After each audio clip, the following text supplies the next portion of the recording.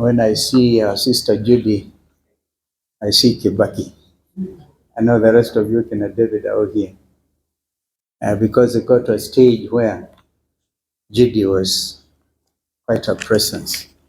Well, I want to thank the panelists for some very exemplary remarks about President Mwai Kibaki. And I also want to thank the organizing committee.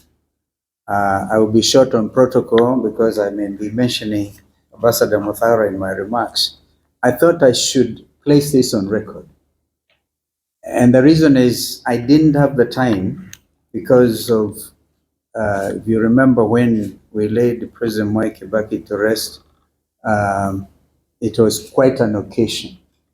And I didn't have the opportunity to say one or two things. Ambassador Muthara eloquently actually represented all of us then. Therefore, if you allow me, I want to read my short remarks. April 22nd is a date embedded in my mind and thoughts since the death of our beloved third President of the Republic of Kenya, His Excellency Mwai Emilio Kibaki. When I learned that a group of eminent Kenyans launched the Mwai Kibaki Annual Memorial Lecture to keep the memory and ideas of this African icon alive 2 years ago, it warmed my heart and spirit. This is a befitting endeavor worthy of the icon we honor today and the yardstick we judge any Kenyan leader against. Such was his measure. I first met President Mwai Kibaki when I was elected to Parliament in 1985. Oh my goodness, it's actually been 40 years since. On the 10th of this month, marked my 40th anniversary as a leader, having been elected to Parliament then. I met him when I was elected as a young member of Kitui North constituency following a by-election. I was young, and he was the Vice President of the Republic of Kenya, as well as Minister for Home Affairs. I was a greenhorn, and Kibaki had been feted not just nationally, but internationally as a finance minister who steered the economy with sound fiscal discipline for over 13 years during the First Republic. Internationally respected Time magazine, as has been mentioned, had in 1974 named Kibaki in the top 100 people in the world with the potential to lead. The Time editors had foresight and believed in Kibaki, perhaps even more than Kenyans themselves. 28 years after that heralded article, Mwai Kibaki took the oath of office as the President of the Republic of Kenya. As a Deputy Speaker of our National Assembly, I witnessed firsthand his oratory masterclass. He was an orator, a script writer, not like Malala perhaps, but very close to that. The august floor was his stage and always sold out. When the National Rainbow Coalition won the historic 27 December 2002 general election, President Kibaki appointed me as his first Minister for Foreign Affairs, and then our relationship became more personal. It is that forge of trust and faith, I believe, that allowed President Kibaki to reach out to my party, ODM Kenya as it then was, to save and rescue our nation state following the post-election 2007 violence. Together, we formed what was the first coalition and first negotiated position in the name of the office of the Vice President. I then had the honor and privilege to be sworn in as the 10th Vice President of our country on the 9th of January 2008. President Kibaki made everyone feel at home. He would get our nation loving. Don't you all remember? Even though I was faced with difficult moments, he would actually say to enjoy. And when things became a little tougher, as an elder statesman, he would call you harsher things. And one time he famously said that because of the Mlolongo system of voting that time, and he had been rigged out of his Othaya constituency, he actually said that even rigging required some intelligence. That was Kibaki. President Kibaki would even other times say very hard things, and you got away with it. President Kibaki listened and empowered his lieutenants. He was not a micromanager. He reduced taxation across the board and did away with unnecessary and prohibitive laws. President Kibaki's leadership led to the unprecedented 7% growth of our economy, as we've had, from 0.6%.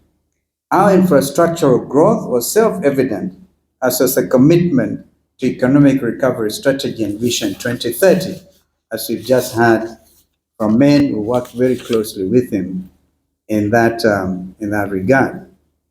President Kibaki was an iconic father figure, a selfless, beloved, and brilliant leader, and his legacy will live on through countless generations. It was my greatest honor and singular privilege to serve as his third president. That was after the late Kijana Wamalwa, Mzee Mudi Awori, and then myself. Remarkably, and perhaps what distinguishes President Mwai Kibaki from other leaders was his disdain for self-acclamation. I remember that we tried to have the Thika superhighway named after him. Ambassador Muthaura and I had conspired to go and convince him. And he looked at me and said, Vice President, uko hii barabara inaenda hakuna jina. That was the end of that attempt to have Thika superhighway named after President Kibaki. That was him. You remember he had the first person to say, you will not have a national currency having anybody's head printed on it. And he lived to actually see that happen. One of his least eroded qualities was his ability to restore our constitutional ambition, that we have heard from Professor Kivutha Kibwana, was his advisor in that space, come out very clearly on the steps that were undertaken. Less than 5 years from the costly defeat by the people of the Wako constitutional draft at the November 2005 referendum, President Kibaki promulgated the 2010 Constitution of Kenya on the 27th August 2010. Actually, after that referendum, I found myself missing from the newly constituted cabinet. I was not the only one. Raila Odinga was also missing. That was Kibaki, and he never followed you up with nasty utterances. Kenya has President Kibaki to greatly thank, and we owe him a debt of gratitude, because our constitution is heralded as one of the most progressive constitutions in Africa, if not the world. It is this constitution that now more than ever holds the fabric of our nation together at these grave and perilous times. Allow me to, for example, because if Kibaki was here, he wouldn't himself shy away from dealing with this matter. Yesterday, Kenya and the world witnessed the most unfortunate assault on democracy, when security agents, acting on orders from above, lobbed tear gas at young students of Butere Girls High School and members of the press at the National Drama Festival in Nakuru. It is an act of criminality against basic values of common decency. It is a direct assault to our democracy and rights of Kenyans as enshrined in our Constitution. And Article 33 of our Constitution, which was given to us as a heritage by President Kibaki, every person has the right to freedom of expression, a right that includes the guarantee for the Butere girls to perform their play without fear or intimidation. The artistic expression is protected under the law. Article 34 further guarantees the freedom and independence of the media. Let us be clear, this Ruto regime has crossed the Rubicon.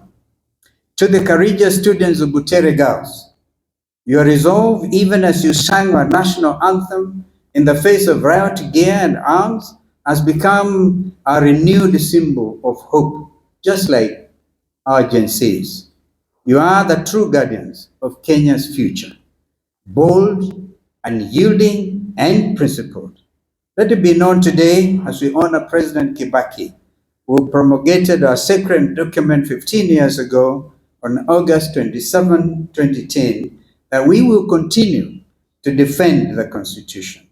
We will protect all Kenyans' freedoms and rights, and we will not be silenced, not today, not now, not ever. We say this in honor of His Excellency, President Mwai Kibaki. I thank you.